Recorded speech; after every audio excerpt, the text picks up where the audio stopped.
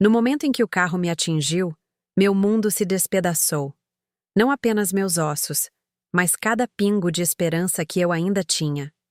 Eu estava ali, deitada no asfalto frio, com a respiração ofegante, vendo o horizonte cinzento de São Paulo se borrar acima de mim. Meu celular vibrava sem parar na minha bolsa, como uma piada de mau gosto. Hoje, eu vou contar algo que nunca pensei que compartilharia. E se por um segundo sequer isso soar familiar para você? Eu só peço que curta este vídeo e se inscreva no canal. Isso vai me ajudar a continuar abrindo meu coração. Meu nome é Helena, e aos 72 anos, eu achava que sabia o que era o amor. Eu estava errada, redondamente enganada. Por décadas, vivia em um pequeno apartamento de 2 quartos na Muca, cercada pelos sons familiares dos trens da CPTM e dos vizinhos falando com sotaques que pintavam as paredes com um calor humano.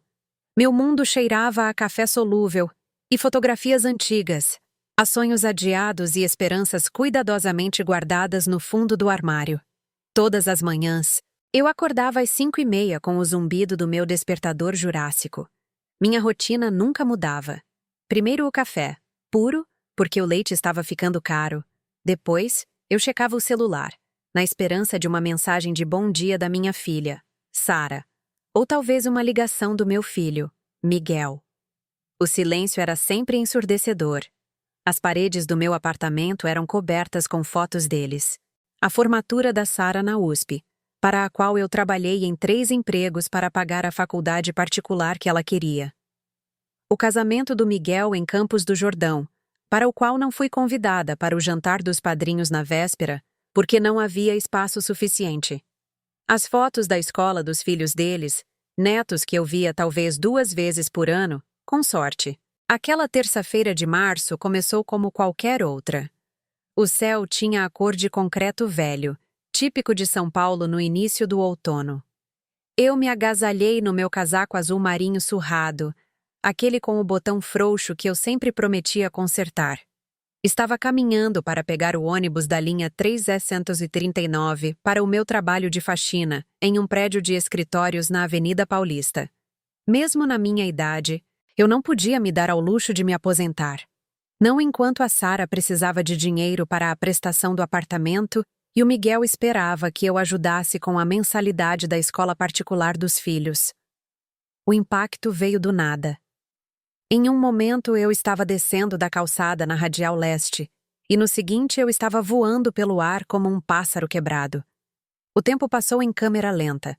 Lembro-me de pensar como era estranho que o céu parecesse tão pacífico daquele ângulo, mesmo enquanto a dor explodia pelo meu corpo como um relâmpago.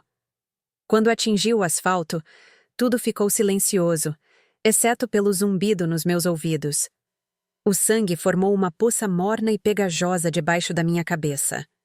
Minha perna direita estava dobrada em um ângulo impossível, e eu podia sentir o gosto de cobre na boca. As pessoas se juntaram ao meu redor, seus rostos borrados e preocupados. Alguém estava ligando para o 192. Outra pessoa perguntava se eu estava consciente. Mas tudo em que eu conseguia pensar era no meu celular. Ele estava vibrando na minha bolsa, que havia caído a alguns metros de distância. Meu primeiro pensamento não foi sobre a dor ou o medo. Foi esperança. Talvez a Sara estivesse ligando. Talvez ela tivesse aquela intuição de mãe, aquele fio invisível entre nós se tensionando no momento em que eu mais precisava dela. Os paramédicos chegaram em minutos. Eram jovens e gentis, tratando-me com a eficiência delicada de quem entende que cada segundo importa. Enquanto me colocavam na maca, um deles me entregou minha bolsa. Seu celular não para de tocar, disse ele com um sorriso. Sua família deve estar preocupada. Na ambulância, enquanto corríamos pela Zona Leste em direção ao Hospital das Clínicas, finalmente consegui checar minhas mensagens com os dedos trêmulos. Havia 17 chamadas perdidas de um número desconhecido. Provavelmente telemarketing. Uma mensagem da minha vizinha, Dona Sônia, perguntando se eu tinha um pouco de açúcar. E então, enterrada sob o caos das notificações, uma mensagem da Sara. Abri com o tipo de esperança desesperada que só as mães entendem. Meu coração já estava acelerado por causa do acidente. Mas o que eu li o fez parar completamente. Tô no dia de spa com a sogra. Me avisa se ela morrer. Eu li 3 vezes, cada vez esperando que as palavras se reorganizassem em algo que se parecesse com amor. Mas elas não se reorganizaram. A mensagem havia sido enviada 20 minutos após o acidente. De alguma forma, a notícia já havia chegado até ela. Talvez pela lista de contatos de emergência na minha carteira. Talvez um estranho bondoso a tenha ligado depois de encontrar o número dela no meu celular. E essa foi a sua resposta. Enquanto a ambulância entrava na emergência do hospital, senti algo se quebrar dentro de mim que não tinha nada a ver com meus ossos feridos. Foi a rachadura final em uma fundação que vinha desmoronando há anos. O último fio de esperança que me mantinha acreditando que meus filhos me amavam tanto quanto eu os amava. Mas deixe-me voltar. Deixe-me contar como chegamos até aqui, porque esta história não começou com um acidente de carro. Começou 47 anos atrás, quando segurei minha filha Sara pela primeira vez e lhe prometi o mundo. Começou com cada sacrifício, cada noite sem dormir, cada centavo que eu não tinha, mas de alguma forma encontrava. Criei a Sara e o Miguel sozinha depois que o pai deles foi embora, quando a Sara tinha 8 anos e o Miguel, 5. Ele saiu numa quinta-feira de manhã, depois do café, deixando nada além de um bilhete na mesa da cozinha que dizia: "Não aguento mais." Nenhuma explicação, nenhum endereço. Apenas o peso de 2 crianças confusas e uma pilha de contas que eu não podia pagar. Aqueles primeiros anos foram um borrão de turnos duplos e buscas por babás, de jantares de macarrão instantâneo e roupas de brechó. Eu trabalhava como faxineira noturna em um prédio no centro, pegando o metrô para casa de madrugada enquanto meus filhos ainda dormiam. Durante o dia, eu limpava casas em bairros ricos de São Paulo, vendo os filhos de outras pessoas brincarem em quintais que custavam mais do que eu jamais veria na vida. Mas eu dizia a mim mesma que valia a pena. Cada hora de trabalho exaustivo, cada momento de cansaço era um investimento no futuro deles. Quando a Sara quis fazer aulas de balé, eu arrumei o dinheiro. Quando o Miguel precisou de um computador para a escola, eu trabalhei fins de semana extras. Quando a Sara foi aceita na USP, fiz empréstimos que estou pagando até hoje. Lembro-me do dia em que ela se formou. Sentei-me naquele auditório enorme, usando meu melhor vestido, um azul marinho que comprei em um brechó e ajustei eu mesma. Vi minha filha atravessar o palco, diploma na mão, e chorei de orgulho. Ela foi a primeira pessoa da nossa família a se formar na faculdade. Ela teria a vida que eu nunca pude ter. Após a cerimônia, ela me abraçou brevemente, mal o tempo suficiente para o fotógrafo capturar o momento. "Obrigada, mãe", disse ela, mas seus olhos já procuravam seus amigos na multidão. Seu novo mundo, que de repente parecia sofisticado demais para uma faxineira da Mooca. Miguel seguiu um caminho diferente. Ele fez um curso técnico, tornou-se eletricista e casou-se jovem. Sua esposa, Juliana, era doce o suficiente, mas sempre havia uma distância ali, como se eu fosse algo a ser administrado, em vez de amado. Eles tiveram 2 filhos, Laura e Lucas, crianças lindas que me chamavam de vó Helena, com o tipo de polidez formal geralmente reservada a estranhos. Por anos, eu disse a mim mesma que isso era normal. Os filhos crescem. Eles constroem suas próprias vidas. O fato de meu papel nessas vidas parecer encolher a cada ano que passava não era rejeição. Era sucesso.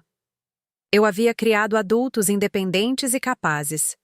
Mas no fundo, nos momentos de silêncio, quando eu sentava sozinha no meu apartamento jantando em frente à televisão, eu sabia que algo estava errado. O amor não deveria parecer uma transação. A família não deveria parecer um emprego de meio período do qual eu estava sendo lentamente demitida. As ligações começaram a se tornar pedidos. "Mãe, estou um pouco apertada com a prestação do apartamento este mês. Você poderia ajudar?" A voz da Sara assumia aquela qualidade doce, de menina, que costumava me derreter. Como eu poderia dizer não? Ela estava com dificuldades, trabalhando como coordenadora de marketing em uma pequena empresa no centro. O aluguel era astronômico, o custo de vida esmagador. Eu checava minha poupança, a modesta reserva que construí real por real ao longo de décadas, e transferia o que ela precisasse. Às vezes eram R$ 500, às vezes eram 2.000. Eu nunca perguntava quando ela pagaria de volta, porque perguntar parecia colocar um preço no amor. O Miguel era diferente, mas não menos caro. Seus pedidos vinham através da Juliana, o que de alguma forma os fazia parecer mais legítimos. O carro do Miguel quebrou, e ele precisa de um transporte confiável para o trabalho. Você poderia ajudar com a entrada? Ou, as crianças precisam de roupas novas para a escola, e o dinheiro está curto este mês. Eu ajudava todas as vezes. Para que mais servia o dinheiro da família? O padrão se estabeleceu tão gradualmente que mal percebi. A Sara ligava quando precisava de algo. O Miguel visitava quando a Juliana o mandava buscar um cheque. Os netos apareciam em aniversários e no Natal, educados e gratos por exatamente o tempo que levava para desembrulhar os presentes. E, lenta e silenciosamente, minha poupança secou. Mas não era só sobre o dinheiro. Isso era apenas parte do quadro. A verdadeira dor estava nos pequenos momentos, nas crueldades casuais que se acumulavam como poeira. No último Natal, passei 3 dias preparando o jantar para toda a família. Comprei ingredientes que não podia pagar, cozinhei pratos do zero, arrumei a mesa com a louça que pertencera à minha mãe. A Sara apareceu 2 horas atrasada com uma desculpa sobre o trânsito que não fazia muito sentido. O Miguel chegou com a Juliana e as crianças, mas se levantava a cada poucos minutos para checar o celular. As crianças comeram rapidamente e desapareceram na sala com seus aparelhos. A Juliana ajudou a tirar os pratos, mas passou a maior parte do tempo conversando com a mãe dela ao telefone. E a Sara, minha primogênita, a filha por quem sacrifiquei tudo, sentou-se à mesa da minha cozinha rolando as redes sociais enquanto eu tentava puxar conversa. Mãe, qual é a senha do Wi-Fi? Ela perguntou sem levantar os olhos. Eu dei a ela, observando-a voltar imediatamente para o celular. Passei meses planejando aquela refeição, aquele momento. Imaginei conversas calorosas e risadas, histórias compartilhadas e memórias criadas. Em vez disso, sentei-me à minha própria mesa sentindo-me um incômodo. Quando eles foram embora, a Sara beijou minha bochecha rapidamente. Obrigada pelo jantar, mãe. Deveríamos fazer isso mais vezes. Mas seus olhos já estavam no celular de novo, já em outro lugar. Limpei tudo sozinha, lavando a louça e guardando as sobras que me durariam uma semana. O apartamento parecia cavernoso na ausência deles, preenchido com o fantasma de conversas que nunca aconteceram. Naquela noite, deitada na cama, ouvindo os sons do meu bairro na Muca, sirenes à distância, vizinhos conversando na calçada, o ritmo interminável da cidade que nunca dorme. Percebi que estava vivendo em uma casa de ecos, cercada por pessoas que me viam como uma conveniência, e não como uma pessoa. Mas ainda assim, eu dava desculpas. Eles estavam ocupados. A vida moderna era exigente. A tecnologia mudou a forma como as pessoas se conectam. Eu era de outra geração, com expectativas diferentes. Os alertas vieram em pequenas doses no início, como da vez em que fui hospitalizada com pneumonia há 2 invernos. Liguei para a Sara da minha cama de hospital, com a voz fraca, mas tentando parecer forte. Oi, querida. Estou no Hospital das Clínicas. Nada sério, mas achei que você deveria saber. Ah, não, mãe. Sinto muito. Na verdade, estou em Salvador a trabalho esta semana, mas vou ligar para saber como você está. Ela nunca ligou. O Miguel me visitou uma vez, ficou por 20 minutos e passou a maior parte desse tempo em uma ligação de trabalho no corredor. Quando ele saiu, deu um tapinha na minha mão e prometeu ver como eu estava quando chegasse em casa. Esperei 3 semanas por essa ligação. Ela nunca veio. Tive alta numa quinta-feira à tarde, peguei o ônibus para casa, para o meu apartamento vazio, E passei a semana seguinte me recuperando sozinha. A dona Sônia, minha vizinha, me trouxe sopa uma vez, e essa pequena gentileza significou mais para mim do que todos os presentes caros que meus filhos me deram ao longo dos anos. Ou da vez em que caí da escada do meu prédio e torci o tornozelo. Liguei para meus 2 filhos, expliquei que estava machucada e com medo. A Sara estava na festa de aniversário de uma amiga e não podia sair. O Miguel estava assistindo a um jogo e sugeriu que eu ligasse para o 192 se fosse realmente sério. Fui mancando para o pronto-socorro sozinha, esperei 4 horas para ser atendida e peguei um táxi para casa com muletas e uma receita de remédio que eu não tinha dinheiro para comprar. Naquela noite, sentada no meu sofá com o tornozelo elevado e latejando, fiz a mim mesma uma pergunta que vinha evitando por anos. Se eu desaparecesse amanhã, quanto tempo eles levariam para notar? A resposta me assustou mais do que qualquer dor física jamais poderia. Mas mesmo assim, mesmo com todas as evidências se acumulando como a garoa em um inverno paulistano, continuei dando desculpas.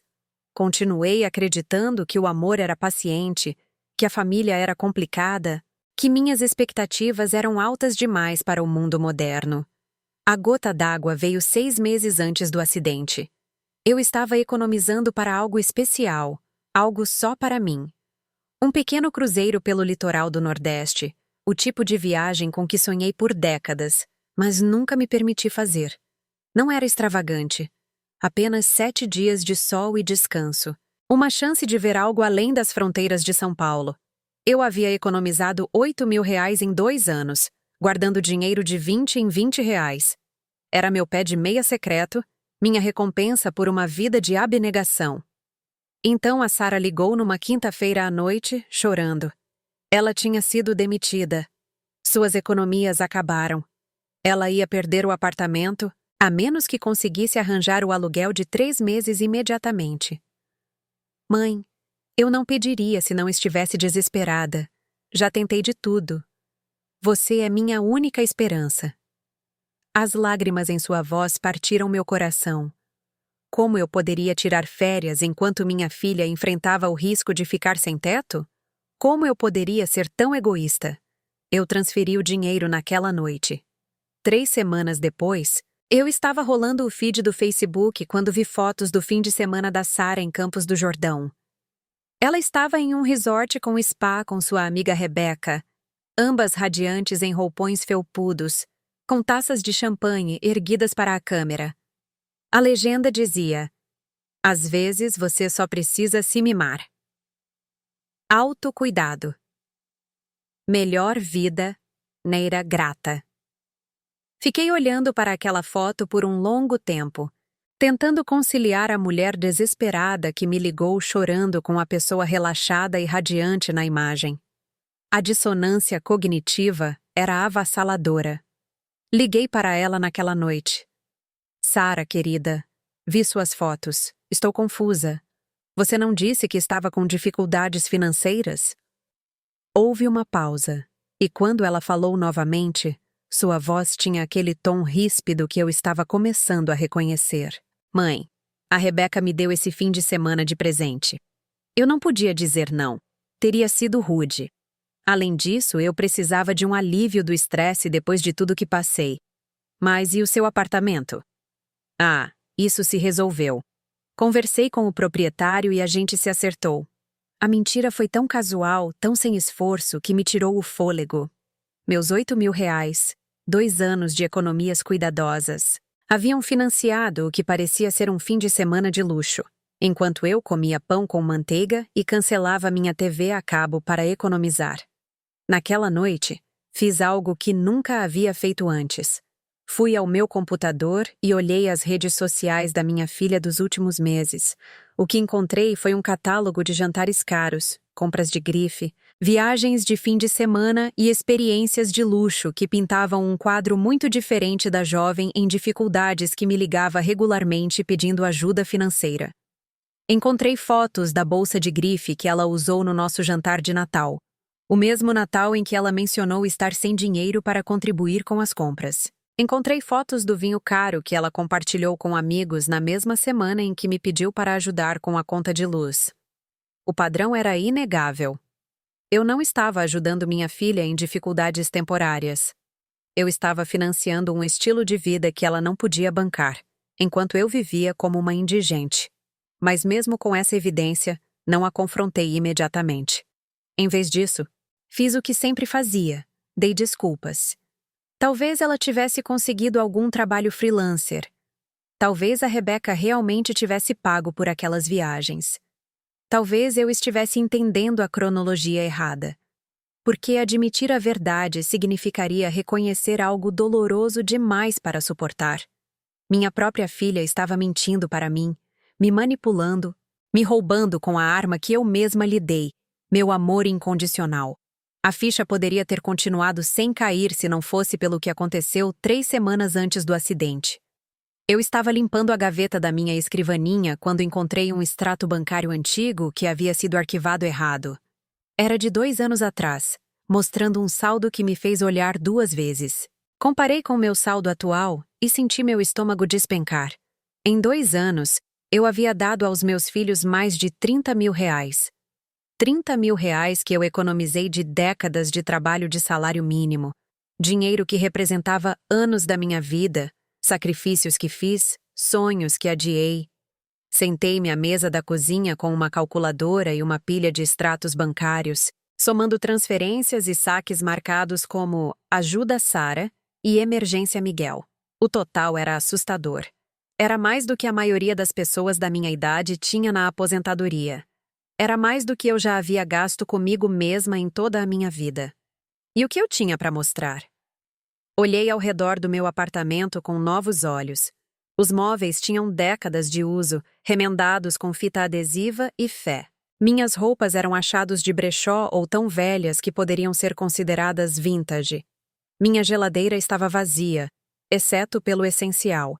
Eu vivia como alguém na pobreza enquanto financiava as aspirações de classe média dos meus filhos. Naquela noite, tomei uma decisão que parecia ao mesmo tempo aterrorizante e libertadora. Eu ia conversar com eles, com os dois. Eu ia mostrar os números, explicar minha situação e pedir algum reconhecimento do que sacrifiquei pelo conforto deles. Ensaiei a conversa na minha cabeça por dias. Eu seria gentil, mas clara. Expressaria minhas necessidades sem fazê-los se sentirem culpados. Pediria compreensão, alguma consideração pelo meu próprio futuro, talvez um pequeno plano de pagamento que não os sobrecarregasse, mas que me ajudasse a recuperar alguma estabilidade financeira. Liguei para a Sara primeiro, em um sábado de manhã, quando sabia que ela estaria relaxada. Oi, querida, você tem alguns minutos para conversar? Tem algo importante que preciso discutir com você. Claro, mãe, mas seja rápida. Vou encontrar umas amigas para um brunch em 1 hora. Respirei fundo e comecei meu discurso cuidadosamente preparado. Expliquei minha situação financeira com delicadeza e honestidade. Falei sobre os extratos bancários, sobre o valor total que dei ao longo dos anos, sobre minhas próprias necessidades como uma mulher idosa vivendo sozinha. Não estou pedindo tudo de volta, disse eu cuidadosamente. Entendo que dinheiro entre família nem sempre é um empréstimo. Mas espero que possamos encontrar algum tipo de plano onde talvez você pudesse me ajudar ocasionalmente, ou, pelo menos, não precisar da minha ajuda com tanta frequência. O silêncio do outro lado da linha se estendeu tanto que pensei que a ligação tinha caído. Mãe, disse ela finalmente. E sua voz estava fria de um jeito que fez meu sangue gelar. Não acredito que você está realmente controlando o dinheiro que me deu. Isso não é o que a família faz. Não é o que as mães fazem. Não estou controlando para ser má, disse eu rapidamente. Estou apenas tentando. Você está tentando me fazer sentir culpada por aceitar ajuda da minha própria mãe. Você tem ideia de como isso me faz sentir. A conversa descambou a partir daí. Segundo a Sara, eu estava sendo manipuladora, mesquinha e cruel. Eu estava transformando o amor em uma transação comercial. Eu a estava fazendo se sentir péssima por aceitar ajuda durante momentos genuinamente difíceis. Além disso, acrescentou ela. Não é como se você estivesse usando esse dinheiro para algo importante. Para que você precisa de dinheiro, afinal. Seu aluguel é barato. Você não sai, você não faz nada. Pelo menos eu estava usando para construir uma vida. As palavras me atingiram como golpes físicos.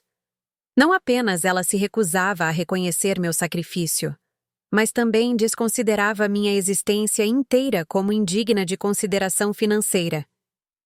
Tentei explicar novamente, mais desesperadamente desta vez. Falei sobre meus medos de envelhecer sem economias, sobre o custo crescente da saúde, sobre meus sonhos de talvez viajar ou ter alguns pequenos luxos nos meus últimos anos. Mãe, você está sendo dramática. Você é saudável, tem seu apartamento, tem uma família que te ama. O que mais você precisa? Quando desliguei aquela ligação, sentei-me na minha cozinha tremendo. A conversa com o Miguel foi ainda pior. Ele me acusou de tentar fazer chantagem emocional e sugeriu que eu deveria ser grata por meus filhos ainda falarem comigo.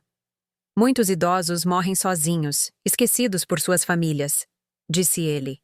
E a ameaça em sua voz era inconfundível. Você deveria pensar nisso antes de começar a fazer exigências. Pela primeira vez na minha vida, vi meus filhos com clareza. Eles não eram jovens adultos em dificuldades que ocasionalmente precisavam de ajuda. Eram pessoas adultas que descobriram que manipular meu amor era mais fácil do que administrar suas próprias finanças. Eu não era uma mãe para eles. Eu era um recurso a ser explorado até se esgotar. Naquela noite, fiz algo que não fazia há anos. Chorei. Soluços profundos e dolorosos que vieram de um lugar que mantive trancado por décadas. Chorei pela mãe que deu tudo e não recebeu nada em troca. Chorei pela mulher que se matou de trabalhar por filhos que haviam como um caixa eletrônico. Chorei por todos os anos que passei dando desculpas para um comportamento que era indesculpável. Mas em algum lugar naquela enchente de dor, algo mais emergiu. Raiva. Uma raiva limpa, pura e justa por ser explorada pelas pessoas que deveriam me amar mais. Pela primeira vez nos meus 72 anos, senti o despertar de algo que estava adormecido há tanto tempo que mal o reconheci. A vontade de lutar. O acidente aconteceu 3 semanas depois, naquela manhã cinzenta de terça-feira, quando eu estava indo pegar o ônibus. Enquanto eu estava deitada no asfalto, sangrando e quebrada, percebi que a dor física não era nada comparada ao que eu vinha suportando emocionalmente.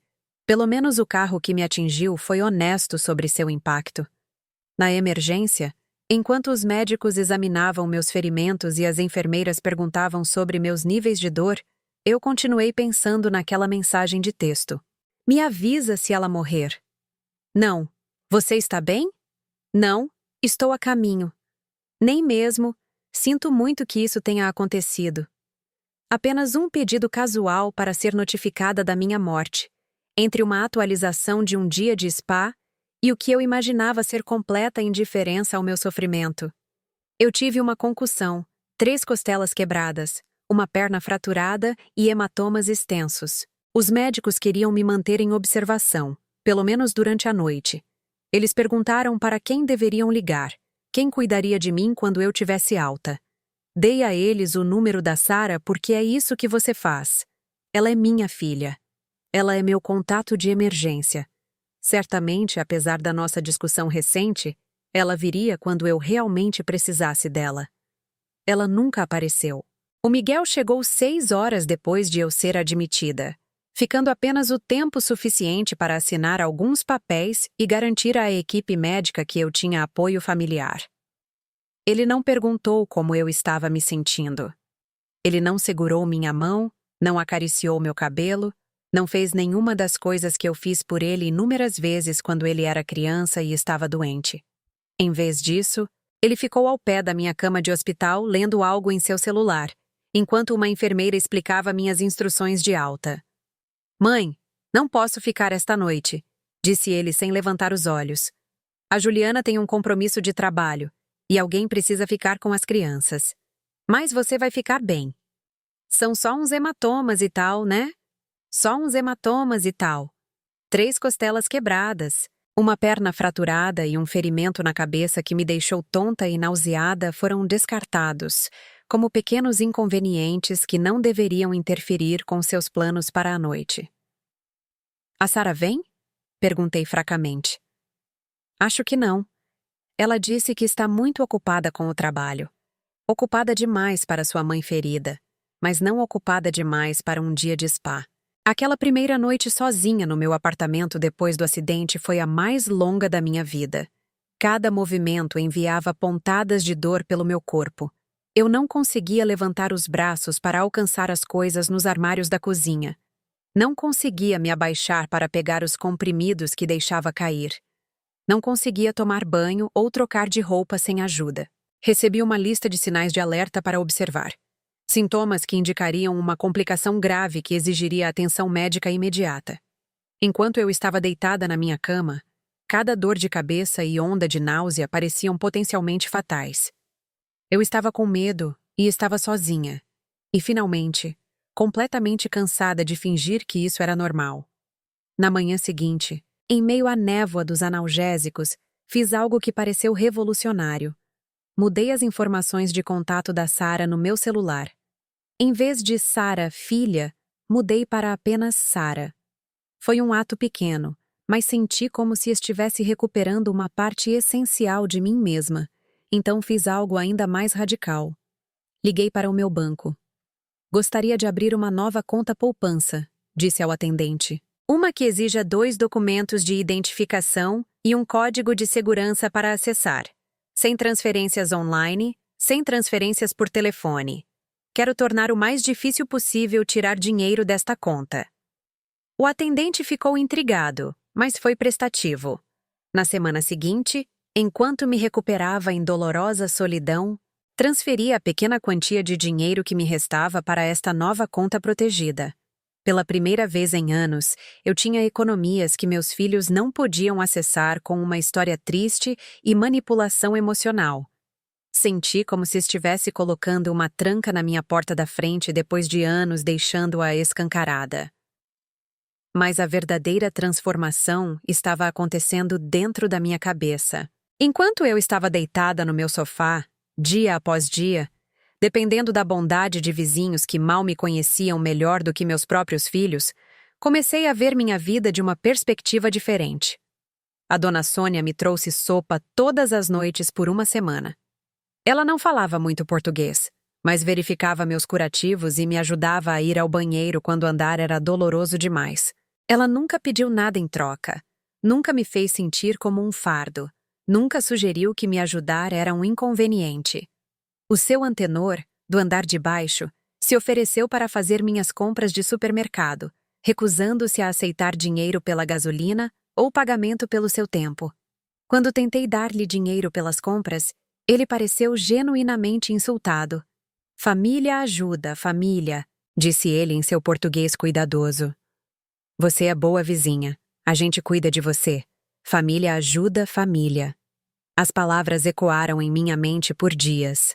Essas pessoas, que não me deviam nada, estavam me tratando com mais consideração do que meus próprios filhos haviam demonstrado em anos. Comecei a entender algo que deveria ter sido óbvio, mas que havia sido obscurecido por décadas de condicionamento materno. O amor não deve ser uma transação unilateral. As famílias devem se ajudar, não apenas os filhos extraindo recursos dos pais até que eles se esgotem. O ponto de virada veio 2 semanas após o acidente. Eu finalmente consegui andar pequenas distâncias sem dor excruciante e decidi me aventurar até a padaria da esquina para comprar café. Foi minha primeira saída independente desde o acidente, e eu me sentia nervosa, mas determinada. Enquanto eu pagava minhas compras, meu celular tocou. O nome da Sara apareceu na tela, e por um instante, meu coração saltou com a velha e familiar esperança. Talvez ela estivesse ligando para saber como eu estava. Talvez ela tivesse percebido o quão mal lidou com meu ferimento. Talvez quisesse se desculpar, ajudar, ser a filha que eu criei. "Oi, querida." Atendi, tentando esconder a ansiedade na minha voz. "Mãe, graças a Deus você atendeu. Eu estava tentando descobrir como pagar a fatura do meu cartão de crédito e estou completamente perdida. Sei que tivemos aquela conversa estranha algumas semanas atrás, mas esta é uma emergência de verdade. Você poderia me ajudar com uns R$ 1.500? Eu estava parada naquela padaria, cercada pelos sons e cheiros familiares do meu bairro, e senti algo morrer dentro de mim. Não o último resquício do meu amor por ela. Eu não tinha certeza se isso desapareceria completamente um dia, mas o último resquício da minha disposição de fingir que isso era aceitável. Sarah, eu disse baixinho, fui atropelada por um carro há 2 semanas. Eu sei, mãe, e isso é terrível, mas você obviamente está bem se está atendendo o telefone. Isso é realmente urgente. A fatura do meu cartão vence amanhã. Obviamente bem. 3 costelas quebradas, uma perna fraturada, uma concussão e 2 semanas de recuperação isolada. E eu estava obviamente bem porque conseguia atender uma ligação. Não posso te ajudar com dinheiro agora, eu disse. Como assim você não pode ajudar? Você é minha mãe. É isso que as mães fazem. Lá estava de novo. A suposição de que todo o meu propósito na vida era resolver os problemas dela, combinada com o completo descaso com as minhas próprias necessidades, minha própria vida, minha própria humanidade. Ser sua mãe não significa ser sua conta bancária, eu disse. E as palavras soaram estranhas na minha boca, como se estivesse falando uma língua estrangeira que estava apenas aprendendo. A conversa que se seguiu foi feia. A Sarah me acusou de ser egoísta, de puni-la por nossa discussão anterior, de não me importar com o bem-estar dela. Ela me chamou de amarga e mesquinha. Ela ameaçou cortar o contato completamente se eu não a ajudasse. E pela primeira vez em nosso relacionamento, eu não desmoronei. Sinto muito que você se sinta assim, eu disse simplesmente, e então fiz algo que pareceu ao mesmo tempo aterrorizante e libertador. Desliguei o telefone. Parada naquela padaria, cercada pelo caos alegre da vida normal, percebi que acabara de cruzar uma linha que nem sabia que existia. Eu havia colocado minhas próprias necessidades acima dos desejos da minha filha. Eu me recusei a sacrificar meu bem-estar pela conveniência dela. Eu disse não. A palavra soou estranha, mas poderosa, como descobrir que eu tinha um superpoder que nunca soube que possuía. Naquela noite, o Miguel ligou. Aparentemente, a Sarah havia se queixado a ele sobre meu comportamento irracional. Ele estava mais irritado do que eu já o tinha ouvido. "O que deu em você?" ele exigiu. "A Sarah me contou sobre a sua conversa hoje, e não consigo acreditar no quão egoísta você está sendo. Ela é sua filha. Ela precisa de ajuda, e você está fazendo joguinhos." "Não estou fazendo joguinhos", eu disse. "Estou tentando me recuperar de um atropelamento e não posso continuar dando dinheiro que não tenho." "Você tem dinheiro. Você sempre teve dinheiro quando precisamos antes. Esse dinheiro veio de algum lugar, Miguel. Veio de eu trabalhar turnos extras, de eu não comprar coisas que precisava, de eu não ter economias para o meu próprio futuro." "É isso que os pais fazem", disse ele com desdém. "Eles se sacrificam pelos filhos. Não é como se você precisasse de muito, de qualquer maneira." Lá estava de novo. O descarte casual da minha existência, das minhas necessidades, do meu direito de ter desejos, sonhos e segurança na velhice. "Eu tenho 72 anos", eu disse. "Não vou viver para sempre. E quando eu me for, não quero deixar este mundo tendo passado meus últimos anos lutando financeiramente enquanto meus filhos viviam confortavelmente do meu trabalho." "Meu Deus, mãe, você está sendo tão dramática. Não estamos pedindo para você morrer na pobreza. Estamos apenas pedindo ajuda ocasionalmente." Ocasionalmente. Pensei nos meus extratos bancários, nos R$ 30.000, no padrão consistente de pedidos que haviam esvaziado minhas contas e me deixado incapaz de lidar até com uma pequena emergência. "Esta conversa acabou", eu disse, e desliguei na cara dele também. 2 ligações, 2 desligamentos, 2 relacionamentos fundamentalmente mudados para sempre.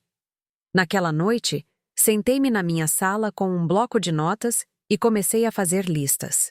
Anotei tudo o que lhes dei ao longo dos anos, não para marcar pontos, mas para entender a magnitude do que eu estava fazendo a mim mesma. Anotei minhas despesas atuais e minha renda, calculando por quanto tempo mais eu poderia sobreviver se parasse de trabalhar completamente. Então anotei meus sonhos. As viagens que queria fazer, os cursos que queria frequentar, os pequenos luxos que nunca me permiti.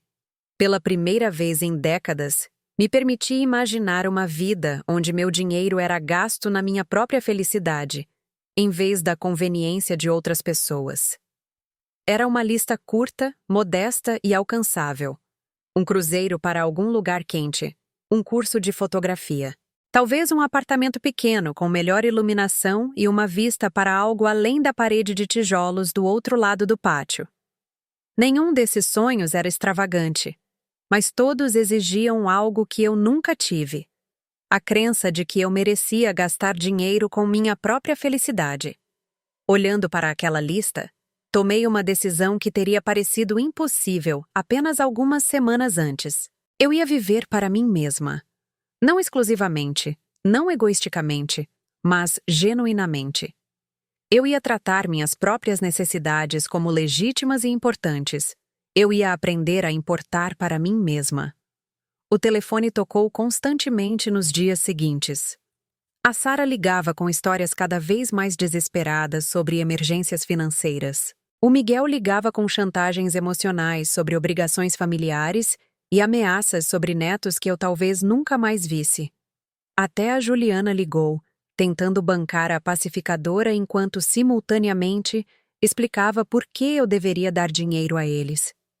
Deixei todas as ligações irem para a caixa postal. Ouvir aquelas mensagens era como ouvir uma língua estrangeira que eu já fora fluente. A manipulação emocional, a suposição de que meu dinheiro era deles por direito, a crueldade casual disfarçada de dinâmica familiar, tudo soava tão claro agora que eu não estava respondendo em tempo real. Uma mensagem da Sara foi particularmente esclarecedora.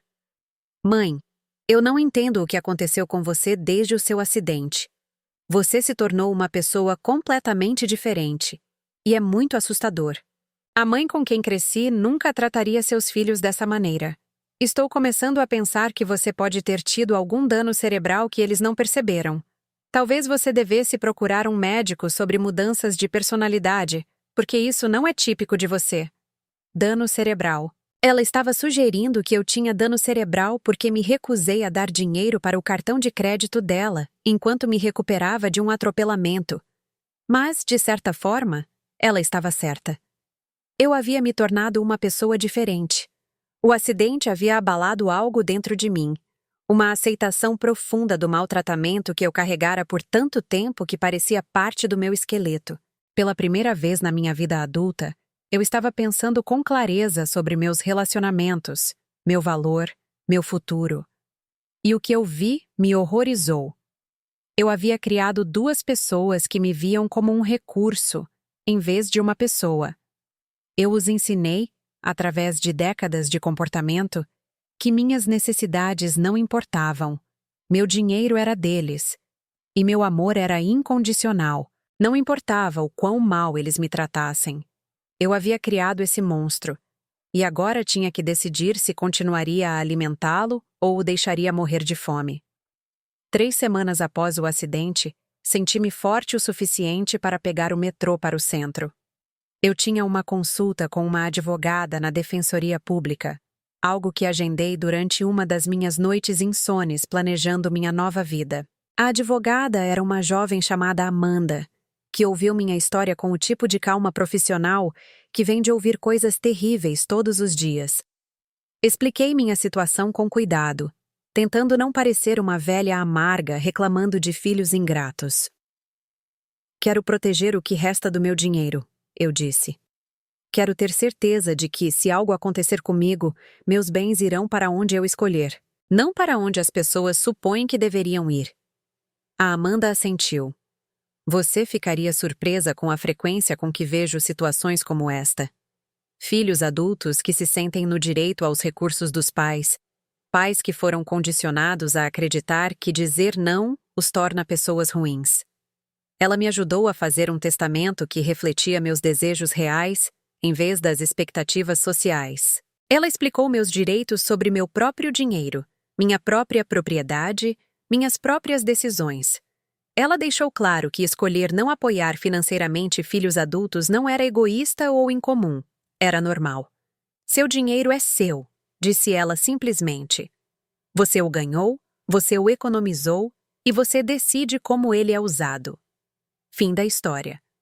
Saindo daquele escritório da defensoria, senti-me mais leve do que em anos. Pela primeira vez, tive a confirmação profissional de algo que começara a suspeitar. Eu não era louca, egoísta ou má. Eu era apenas uma mulher que finalmente aprendera a se valorizar. Mas o verdadeiro teste ainda estava por vir. 2 meses após o acidente, a Sarah ligou com notícias. Mãe, andei pensando muito desde a nossa briga e quero pedir desculpas. Sei que disse algumas coisas duras e percebo que não fui tão atenciosa quanto deveria com a sua situação. Por um momento, senti o velho e familiar palpitar da esperança. Talvez ela realmente tivesse aprendido algo. Talvez a crise a tivesse forçado a reavaliar nosso relacionamento. Talvez pudéssemos construir algo mais saudável juntas. Agradeço por isso, querida, eu disse com cuidado. Quero te compensar. Estava pensando que poderíamos planejar um jantar legal juntas, só nós duas. Eu pago.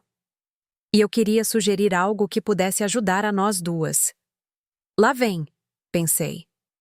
Andei pesquisando sobre empréstimo com garantia de imóvel e acho que pode ser a solução perfeita para você. Você poderia conseguir uma quantia significativa de dinheiro com o valor do seu apartamento, o que te ajudaria a se sentir mais segura financeiramente, e então você não precisaria se preocupar com dinheiro quando ocasionalmente precisarmos de ajuda. Um empréstimo com garantia de imóvel. Ela queria que eu hipotecasse meu apartamento, o único bem que eu possuía quitado, a única segurança que eu tinha, para que eu pudesse continuar a lhe dar dinheiro. Sarah, eu disse lentamente, deixe-me ter certeza de que entendi. Você quer que eu pegue um empréstimo usando meu apartamento como garantia para que eu possa te dar dinheiro? Não é pegar um empréstimo, mãe. É acessar o valor que você já tem. O dinheiro está lá parado, sem ajudar ninguém. Dessa forma, você teria um fluxo de caixa e nossa família poderia funcionar normalmente de novo. Nossa família poderia funcionar normalmente. Tradução. Eu poderia voltar a financiar o estilo de vida dela enquanto ela me tratava como um caixa eletrônico conveniente. E o que acontece quando eu morrer? Perguntei. Bem, o banco seria dono do apartamento. Mas você não precisará mais dele, e nós herdaremos o dinheiro que sobrar nas suas contas. É uma situação em que todos ganham. Uma situação em que todos ganham, onde eu abri a mão da segurança da minha moradia para que ela pudesse ter dinheiro para gastar, e minha morte se tornava um benefício financeiro para ela. Sentei-me na minha cozinha, olhando para as mesmas paredes que testemunharam décadas dos meus sacrifícios, e senti algo se encaixar. Não era mais luto, nem raiva, nem decepção. Era clareza. Sarah, eu disse, preciso te dizer algo, e preciso que você ouça com atenção, porque só vou dizer isso uma vez. Ok. Eu não vou fazer um empréstimo com garantia de imóvel. Não vou te dar mais dinheiro. Não vou tratar minha vida como um recurso a ser consumido para o seu benefício. Se você quer um relacionamento comigo, ele precisa ser baseado em amor e respeito, não no que posso te fornecer financeiramente. O silêncio se estendeu entre nós como um abismo. Mãe, você está realmente começando a me assustar. Isso não se parece com você. Você está certa, eu disse. Não se parece comigo. A antiga eu provavelmente teria considerado esse empréstimo. A antiga eu teria encontrado uma maneira de continuar te dando dinheiro, mesmo que isso significasse comprometer minha própria segurança. Mas aquela mulher estava se matando lentamente tentando comprar amor de pessoas que a viam como uma conta bancária. Isso não é justo. É completamente justo. Sarah, nos 2 meses desde que fui atropelada, você me visitou exatamente 0 vezes. Você ligou para saber da minha recuperação exatamente 0 vezes. Mas você me pediu dinheiro 3 vezes e sugeriu que eu hipotecasse meu apartamento uma vez. Isso me diz tudo o que preciso saber sobre o que significo para você.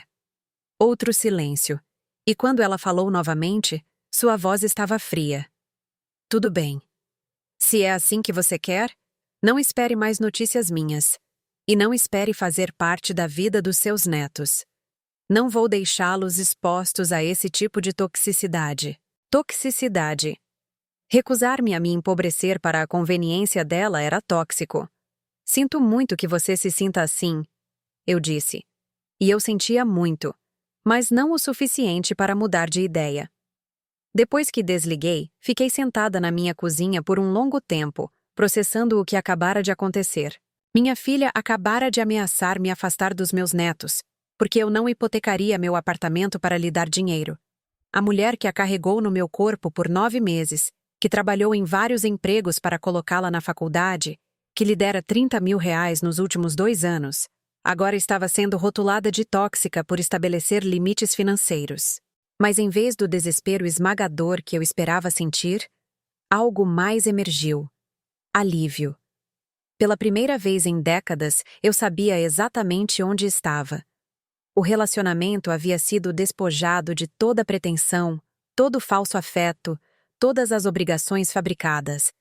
Nós duas entendíamos o que realmente era. Um arranjo financeiro disfarçado de amor familiar. E eu estava me retirando desse arranjo. O confronto com o Miguel veio uma semana depois. Ele apareceu no meu apartamento sem avisar, entrando com a chave que eu lhe dera anos atrás para emergências. Eu estava sentada à mesa da cozinha montando um quebra-cabeça. Um pequeno luxo que comprei para mim mesma agora que não estava enviando toda a minha renda extra para meus filhos. Quando ouvi a porta da frente se abrir. Mãe, ele chamou. Na cozinha, respondi sem me levantar. Ele apareceu na porta, parecendo agitado e desconfortável. Precisamos conversar. Sobre o quê? Sobre toda essa situação com a Sara. Ela está muito chateada, mãe. Está chorando há dias. Você a magoou muito. Olhei para meu filho, o menino que eu um dia consolei durante pesadelos e joelhos ralados. E vi um homem de meia idade que de alguma forma se convenceu de que minha recusa em ser explorada era um ato de crueldade contra sua irmã. Sinto muito que ela esteja chateada, eu disse. Mas não sou responsável pela reação emocional dela aos meus limites financeiros. Limites financeiros. É assim que você está chamando isso? Mãe, você é a mãe dela. Você não pode simplesmente cortar seus filhos porque está de mau humor. Eu não cortei ninguém. Apenas parei de dar dinheiro que não posso me dar ao luxo de dar. Você pode. Você sempre pôde antes. Miguel, sente-se. Algo no meu tom deve tê-lo surpreendido, porque ele realmente obedeceu, sentando-se à minha frente na pequena mesa da cozinha. Quero te mostrar uma coisa, eu disse, pegando uma pasta que preparei para essa conversa exata. Dentro, havia cópias dos meus extratos bancários dos últimos 3 anos, com todas as transferências para meus filhos destacadas em amarelo. Espalhei os papéis na frente dele como provas em um julgamento. Isso é quanto dinheiro eu dei a você e sua irmã nos últimos 3 anos, eu disse, apontando para o total que calculei no final da página. R$ 37.400. Os olhos do Miguel se arregalaram enquanto ele examinava os documentos. Isso é quanto dinheiro me resta na poupança, continuei, mostrando a ele meu saldo atual. R$ 832. Ele ficou quieto por um momento, olhando para os números. Você entende o que isso significa? Perguntei gentilmente. Significa que eu dei quase todas as economias da minha vida para ajudar meus filhos, e agora estou vivendo de salário em salário aos 72 anos. Eu não sabia que era tanto, disse ele baixinho. Eu não te contei porque não queria que você se sentisse culpado, mas quero que você entenda por que não posso continuar fazendo isso. Não estou tentando punir ninguém ou ser vingativa. Estou tentando sobreviver. O Miguel olhou para os papéis por um longo tempo antes de falar novamente. Mas, mãe, Nós não pedimos para você nos dar todo o seu dinheiro. Apenas pedimos ajuda quando precisávamos. Lá estava. A incapacidade de conectar seus pedidos individuais ao impacto cumulativo. A suposição de que, porque cada pedido era razoável isoladamente, o efeito total não deveria importar. Miguel, preciso te perguntar uma coisa, e quero que você pense com cuidado antes de responder. Ele assentiu. No último ano, quantas vezes você me ligou apenas para conversar? Não para pedir nada, não por causa de uma emergência, apenas para saber como eu estou? Ele abriu a boca para responder, depois a fechou novamente. Eu podia vê-lo pensando, vasculhando sua memória. Não estou tentando te enganar, eu disse. Estou genuinamente curiosa. Não sei, disse ele finalmente. Estou ocupado com o trabalho e as crianças. Você sabe como é. Eu sei como é. Mas também sei que você encontrou tempo para me ligar 4 vezes no último ano pedindo dinheiro, e 0 vezes apenas para ver se eu estava bem. A matemática era dura e inegável. E quando fui atropelada por aquele carro, continuei. Você sabe qual foi sua primeira preocupação quando veio ao hospital? Ter certeza de que você estava bem? Não. Sua primeira preocupação foi garantir que alguém pudesse assinar os papéis, para que você não precisasse ficar muito tempo. Você passou mais tempo no seu celular naquele dia do que conversando comigo. O rosto do Miguel estava ficando vermelho. Isso não é justo. Eu estava lidando com muita coisa naquele dia. Você estava lidando com muita coisa? Fui eu quem foi atropelada por um carro. Ficamos em silêncio por vários minutos. O peso de todas essas verdades não ditas se instalando entre nós como poeira. O que você quer de mim? Ele perguntou finalmente. Quero que você me veja como uma pessoa em vez de um recurso. Quero que você considere minhas necessidades ocasionalmente. Quero ligações que não sejam pedidos de dinheiro. Quero visitas que não sejam para buscar cheques. E se eu não puder fazer isso? A pergunta pairou no ar como um desafio e uma ameaça. Então, acho que nós dois vamos descobrir que tipo de relacionamento realmente temos, eu disse. Depois que o Miguel foi embora, fiz algo que nunca havia feito antes na minha vida adulta. Liguei para o trabalho e disse que estava doente. Não porque estivesse fisicamente doente, mas porque precisava de tempo para pensar, para processar, para descobrir o que viria a seguir. Passei o dia andando pelo meu bairro com novos olhos. Notei coisas que estava cansada ou distraída demais para ver antes. A pequena horta comunitária onde senhores nordestinos cultivavam tomates e discutiam futebol, o salão de beleza onde mulheres se reuniam para fofocar e rir, a pequena padaria administrada por uma família portuguesa que servia o mesmo café há 30 anos. Este era o meu mundo, minha comunidade, meu lugar. Eu estava tão focada em ser mãe de filhos ingratos que me esqueci de ser uma vizinha, uma amiga, uma pessoa com interesses e conexões além da minha família. Naquela noite, fiz algo revolucionário. Fui à padaria e sentei-me a uma pequena mesa com um livro e uma xícara de café. Eu não estava esperando ninguém.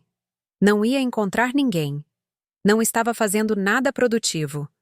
Eu estava apenas existindo em público, ocupando espaço, desfrutando da minha própria companhia.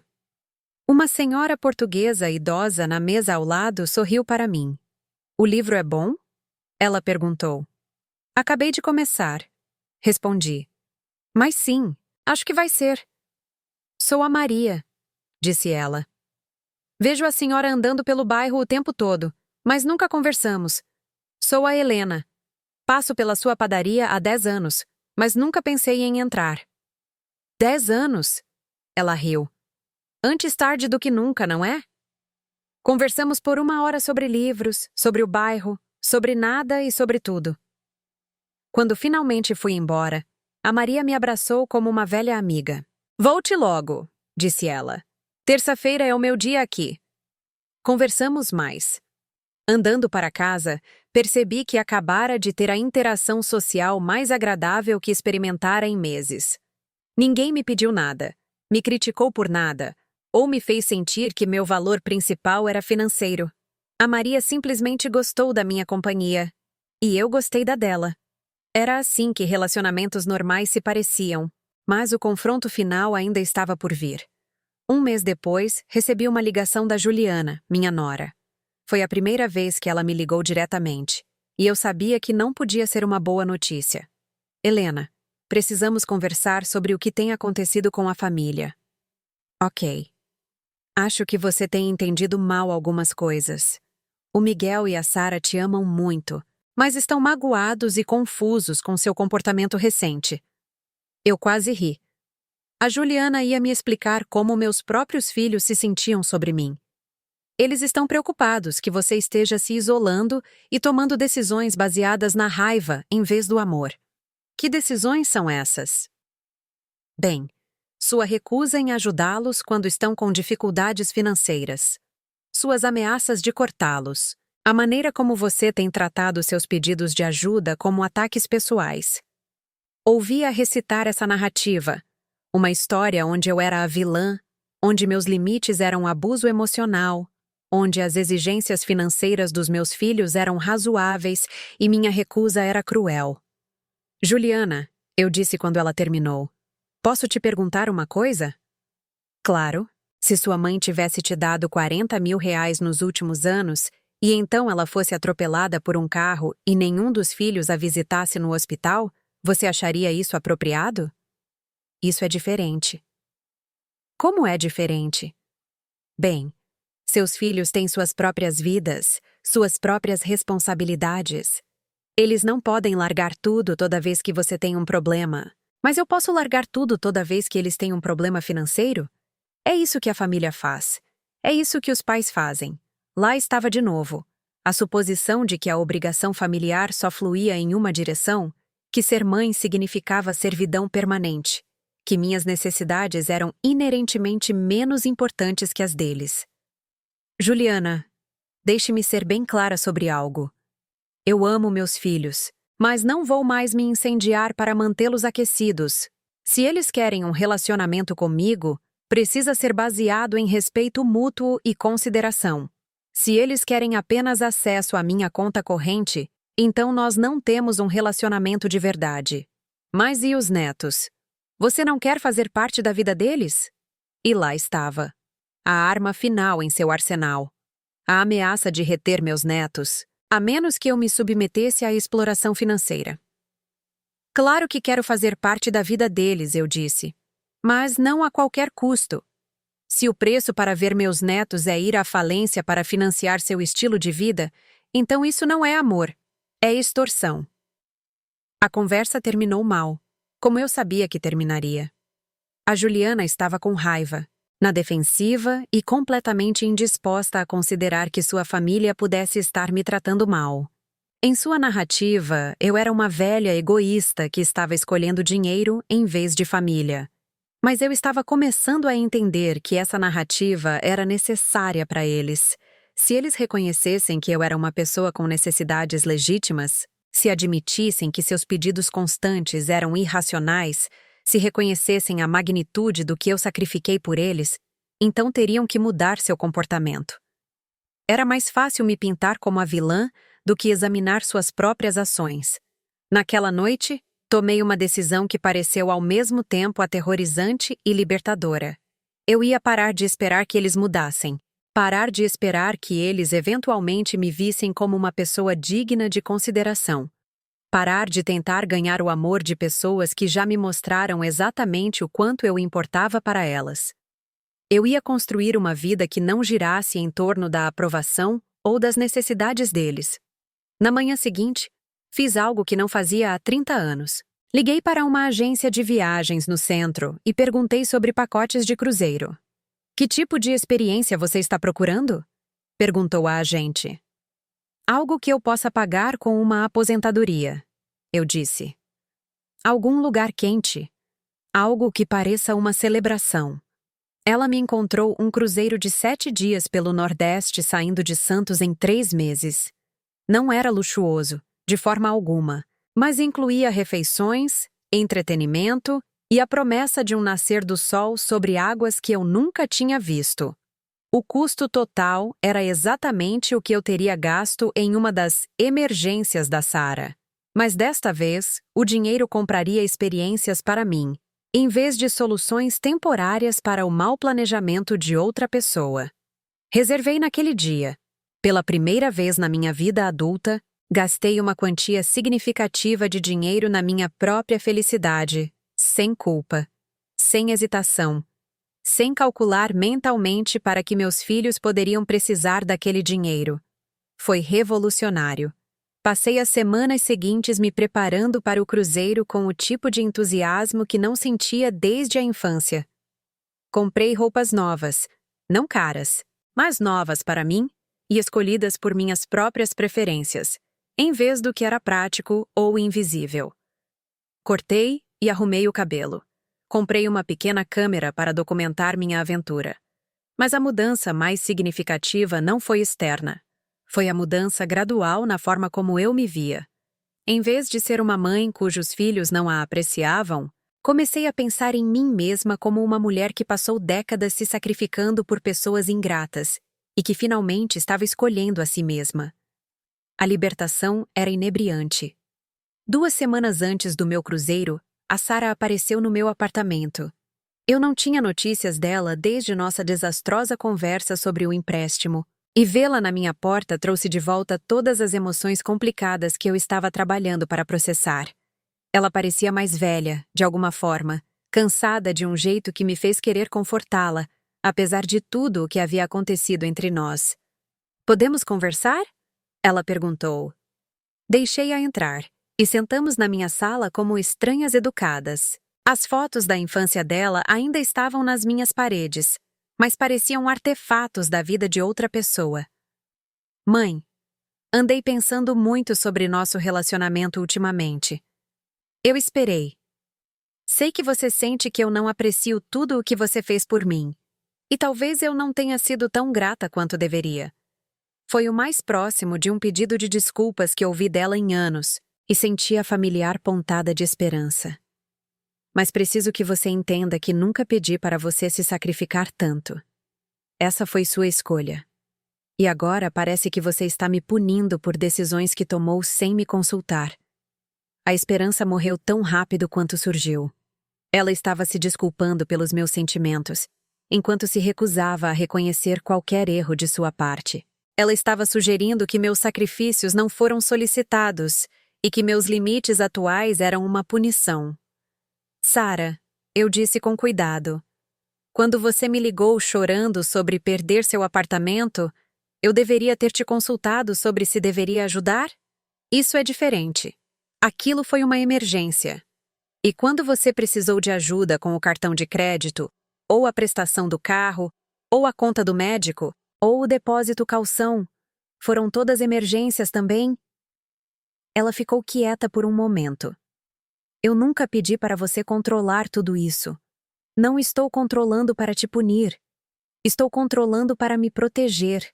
Porque em algum momento, eu me tornei alguém que podia ser esgotada até a última gota sem que ninguém percebesse ou se importasse. Isso não é justo, não é? Sarah, quando foi a última vez que você me perguntou como eu estava? Não como um prelúdio para pedir algo, apenas porque se importava com o meu bem-estar?" Ela abriu a boca para responder, depois a fechou novamente. "Posso te dizer exatamente quando foi", continuei. "Foi nunca. Nos últimos 3 anos, você nunca me ligou apenas para ver se eu estava bem. Estou ocupada, mãe. Tenho uma vida, uma carreira, responsabilidades. Eu também. Eu trabalho, pago contas, tenho preocupações, medos e sonhos. Mas, de alguma forma, minha vida só importa quando se cruza com as suas necessidades." Ficamos em silêncio por vários minutos. Eu podia vê-la lutando, querendo argumentar, mas incapaz de negar os fatos básicos do nosso relacionamento. "O que você quer de mim?" ela perguntou finalmente. Era a mesma pergunta que o Miguel havia feito, e percebi que ambos genuinamente não entendiam como eram os relacionamentos familiares normais. Eles foram criados pensando que os pais existiam para servir aos filhos, que o amor fluía em apenas uma direção, que meu papel era dar e o deles era receber. Quero que você me veja como uma pessoa inteira, eu disse. Quero ligações que não sejam pedidos. Quero visitas que não sejam para buscar coisas. Quero importar para você quando não sou útil para você. Mas e se eu precisar de ajuda às vezes? Todo mundo precisa de ajuda às vezes. Mas há uma diferença entre precisar de ajuda ocasionalmente e esperar consistentemente que outra pessoa resolva seus problemas por você. A Sarah olhou ao redor da minha sala, observando as pequenas melhorias que eu havia feito desde que decidi investir no meu próprio conforto. Uma luminária nova, algumas almofadas, uma pequena planta que não estava lá da última vez que ela visitou. Você parece diferente, disse ela. Eu estou diferente. Não sei se gosto disso. Tudo bem, você não precisa gostar, mas precisa respeitar se quiser ter um relacionamento comigo. Ela saiu sem se despedir, e percebi que tínhamos acabado de definir os termos de qualquer relacionamento futuro que pudéssemos ter. Eu havia traçado limites claros, explicado minhas necessidades e deixado claro que continuar a me tratar como um recurso financeiro encerraria nosso contato por completo. Agora cabia a ela decidir que tipo de filha ela queria ser. Na semana anterior ao meu cruzeiro, algo surpreendente aconteceu. A dona Sônia bateu na minha porta com um convite para a festa de aniversário do neto dela. Ele faz 8 anos, disse ela em seu português cuidadoso. Menino muito bom. Ele perguntou sobre a senhora simpática da porta ao lado que se machucou. A senhora vem? Vai ter bolo. Eu não era convidada para uma festa de aniversário de criança há anos. Não desde que meus próprios netos cresceram o suficiente para não terem mais festas, ou pelo menos não me convidarem mais. A festa foi no pequeno apartamento da dona Sônia, cheio de pessoas que eu reconhecia dos corredores e do saguão, mas com quem nunca havia conversado de verdade.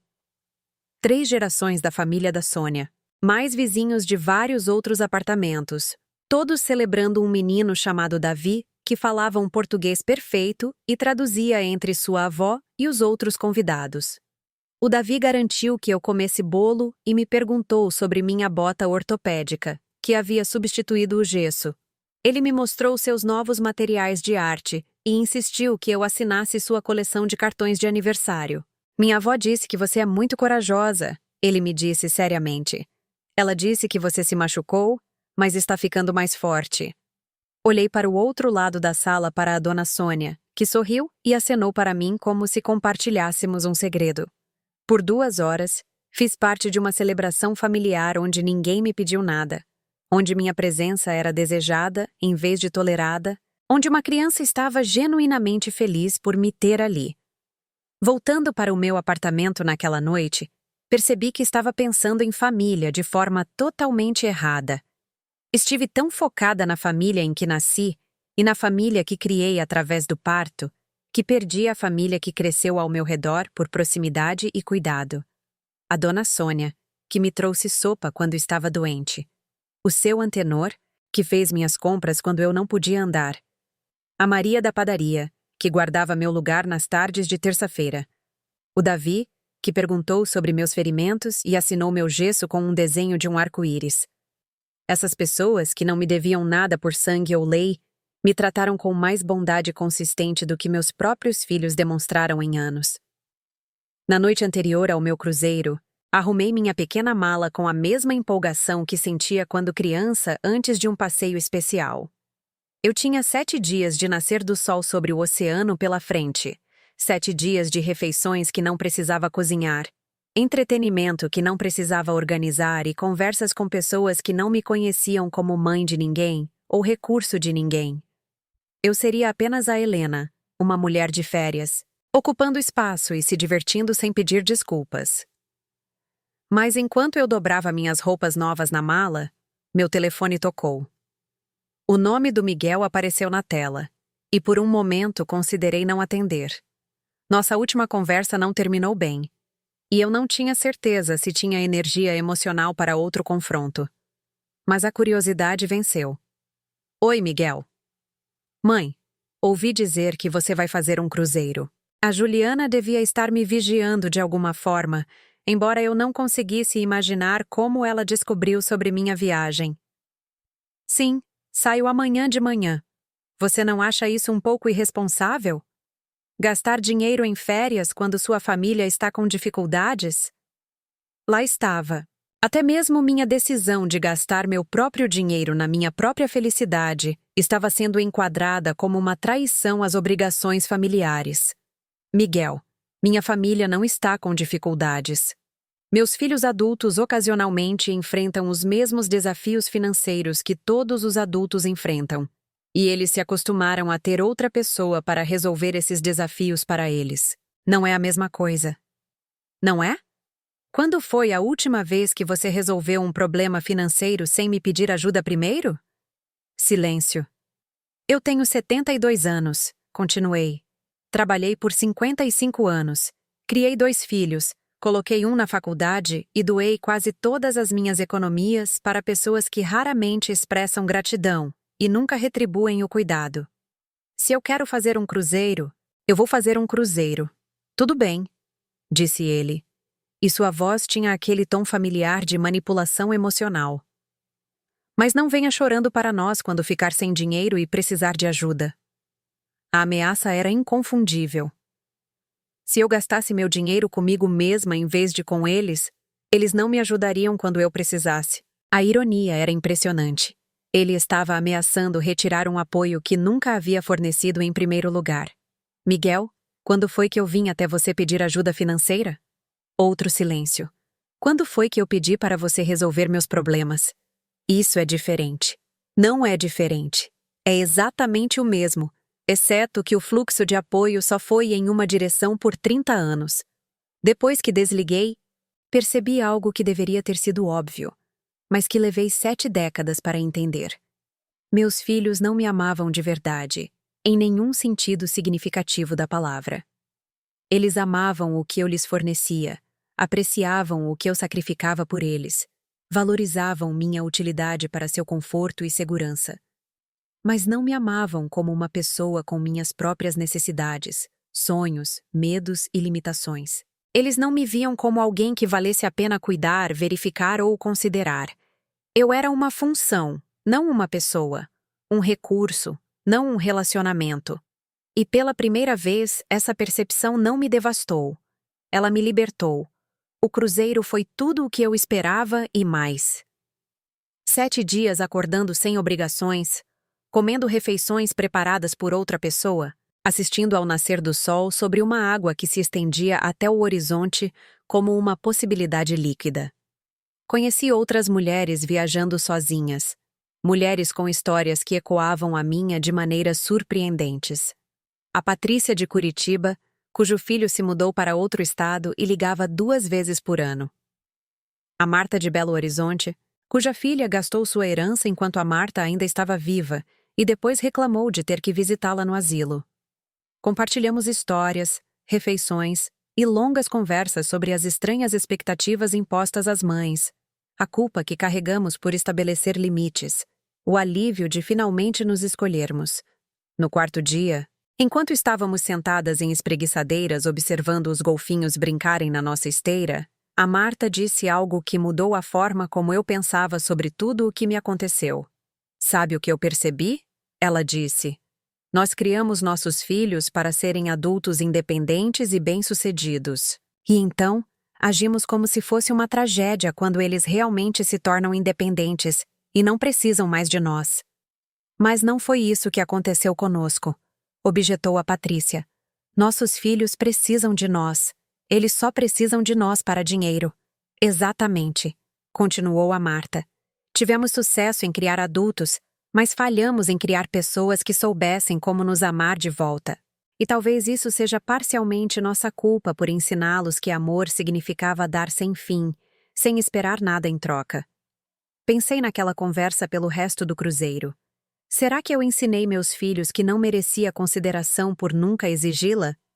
Será que eu modelei relacionamentos onde uma pessoa dá e a outra recebe por nunca pedir a eles que retribuíssem? Foi uma percepção dolorosa, mas também libertadora. Se eu os ensinei a me tratar mal, também poderia ensiná-los a me tratar melhor, recusando-me a aceitar menos que isso. Na última noite do cruzeiro, fiquei no convés observando a lua refletir na água calma do mar e tomei uma decisão sobre o tipo de vida que queria viver pelos anos que me restavam. Eu queria relacionamentos baseados no cuidado mútuo, em vez de serviço unilateral. Queria passar meu tempo com pessoas que ficassem genuinamente felizes em me ver, não apenas felizes em ver o que eu poderia lhes fornecer. Queria usar meus recursos limitados em experiências e conexões que me trouxessem alegria, em vez de consertar problemas para pessoas que, inevitavelmente, teriam novos problemas para consertar. Eu queria importar para mim mesma, tanto quanto passei décadas importando para todos os outros. Voando de volta para São Paulo, senti-me uma pessoa diferente da mulher quebrada que foi atropelada por aquele carro 6 meses antes. Eu ainda me sentia sozinha às vezes. Ainda estava desapontada com o rumo que meus relacionamentos com meus filhos tomaram. Ainda de luto pela família que pensei ter. Mas não estava mais desesperada. Não estava mais disposta a aceitar migalhas de atenção em troca de apoio financeiro. Não tinha mais medo de ficar sozinha, porque aprendi a diferença entre solidão e abandono. Solidão era o que eu havia experimentado no cruzeiro. Tempo sozinha com meus pensamentos, meus sonhos e minha própria companhia.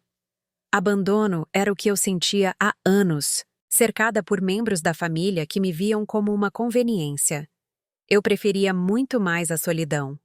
De volta ao meu apartamento na Muca, notei imediatamente mudanças que refletiam minhas novas prioridades. As fotos nas minhas paredes não eram mais exclusivamente fotos de família.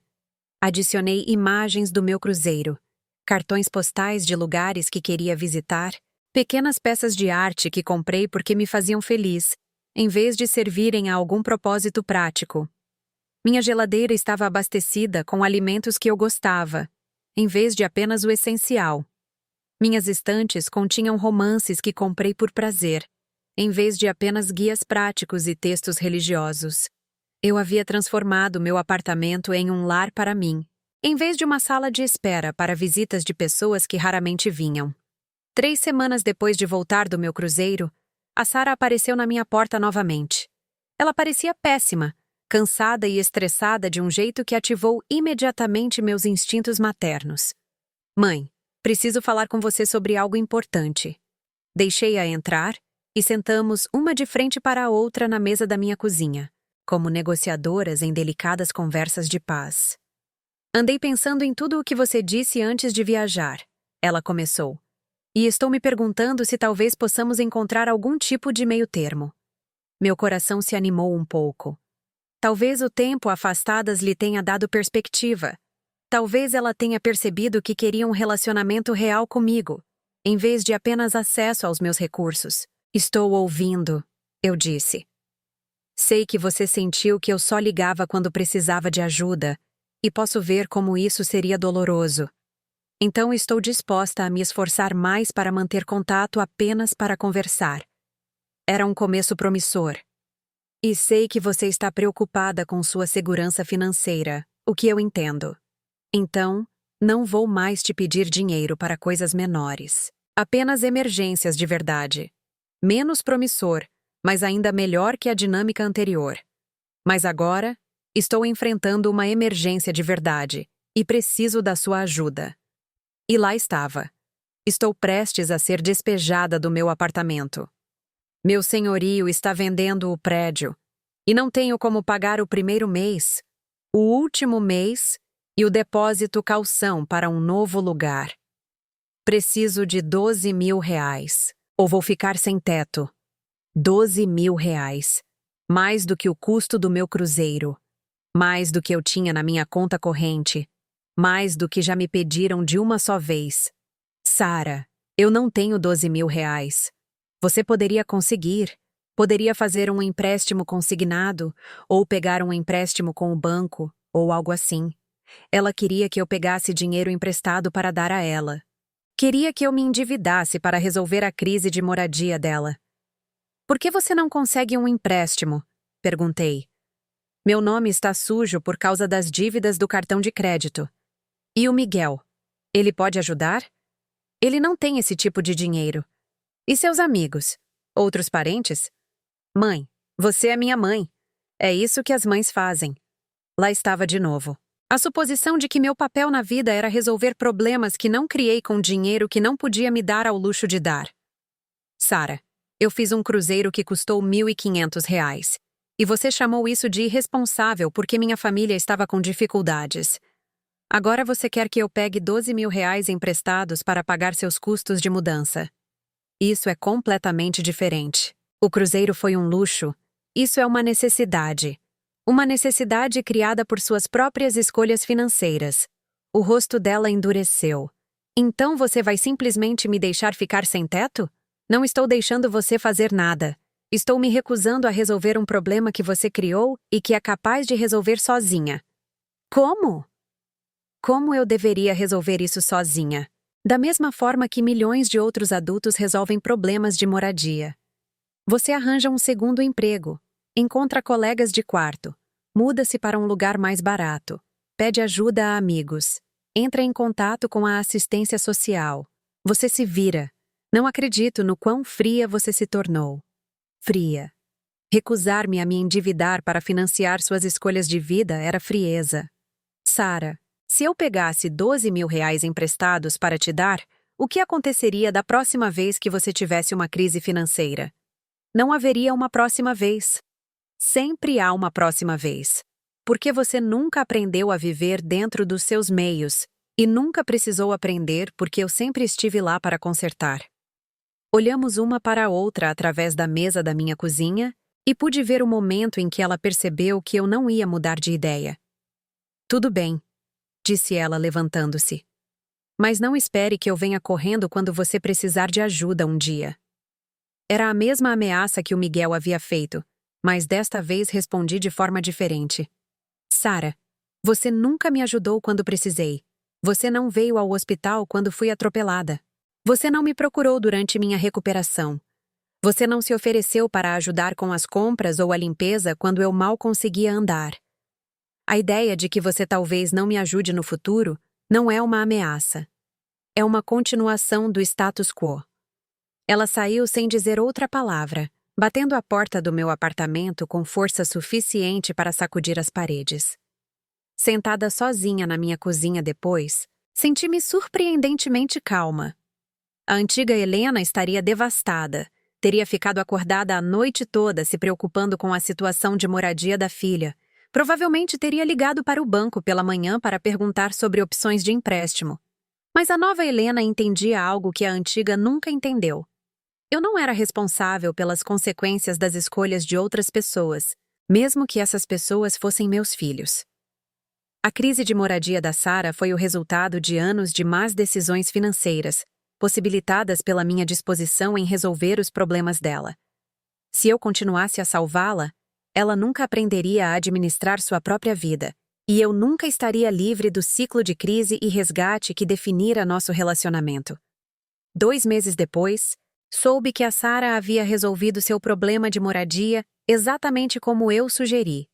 Ela encontrou colegas de quarto, mudou-se para um bairro mais barato e conseguiu um emprego de fim de semana para complementar sua renda.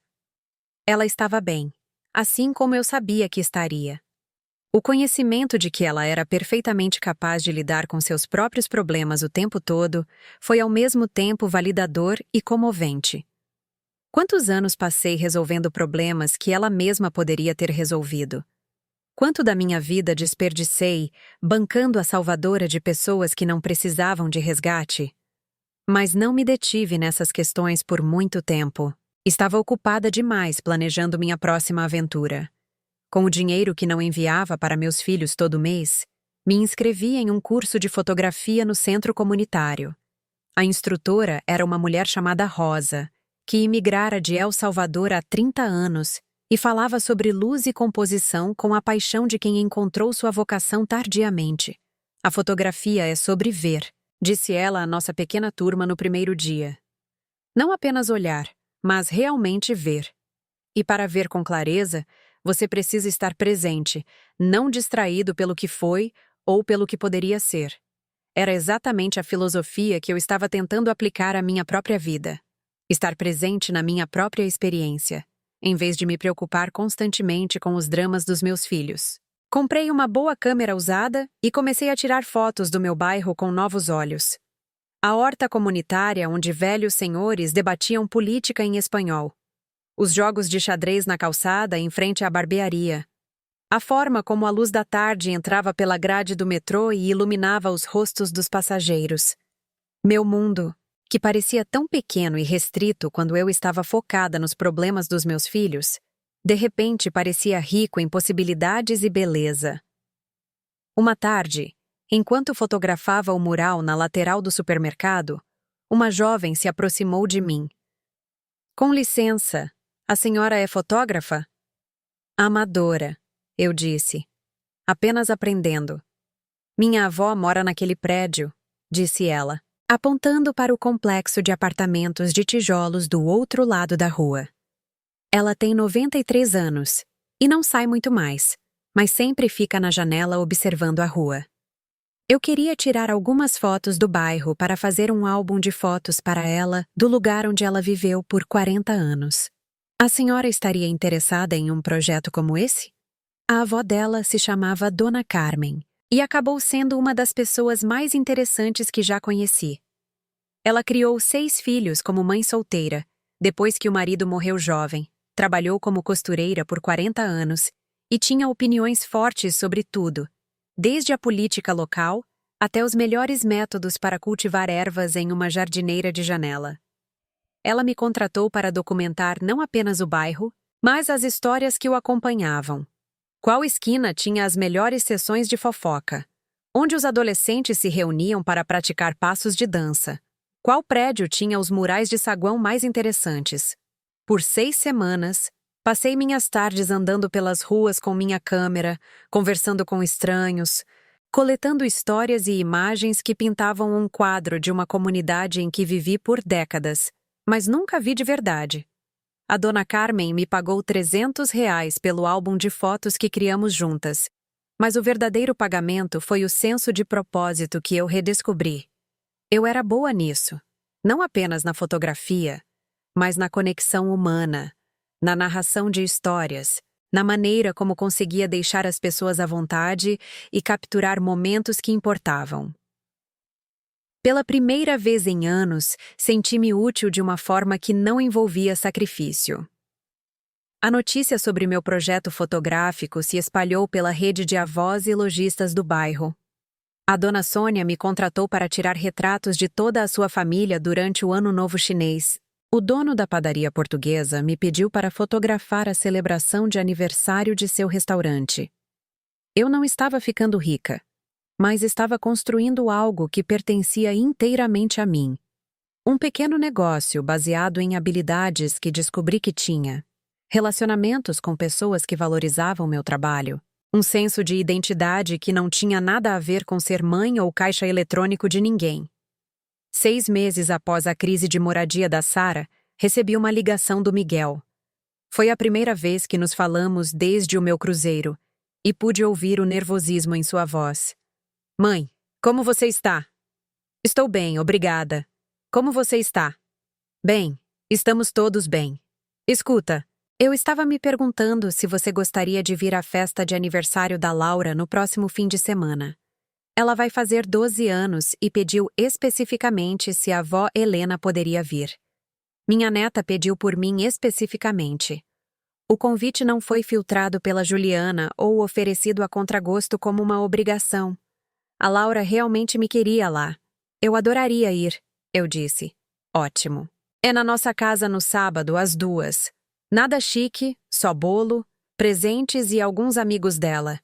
Devo levar alguma coisa? Só você mesma. Ah, e mãe? Estive pensando em nossa última conversa e queria dizer que sinto muito por como as coisas aconteceram. Eu estava com raiva de coisas que não eram realmente sua culpa. Não foi um pedido de desculpas completo ou um reconhecimento total de como eles me trataram ao longo dos anos, mas foi mais autoconsciência do que o Miguel já havia demonstrado antes. Obrigada por dizer isso. Vejo você no sábado. A festa de aniversário da Laura foi exatamente o que uma festa de aniversário de criança deveria ser: caótica, alegre e totalmente centrada em fazer uma menina de 12 anos se sentir celebrada. A Laura me abraçou quando cheguei e me manteve atualizada durante toda a festa sobre quem era qual amigo e o que todos achavam da decoração. Vó Helena, vem ver meu quarto. Eu redecorei sozinha. Ela me puxou escada acima para mostrar seu quarto recém-reorganizado, pintado nas cores que ela escolheu e decorado com obras de arte que ela mesma fez. Mamãe disse que você é fotógrafa agora, disse ela. Que legal! Você poderia me ensinar um dia? Eu adoraria. Sério? Você poderia vir aqui depois da escola um dia e poderíamos andar pelo bairro tirando fotos?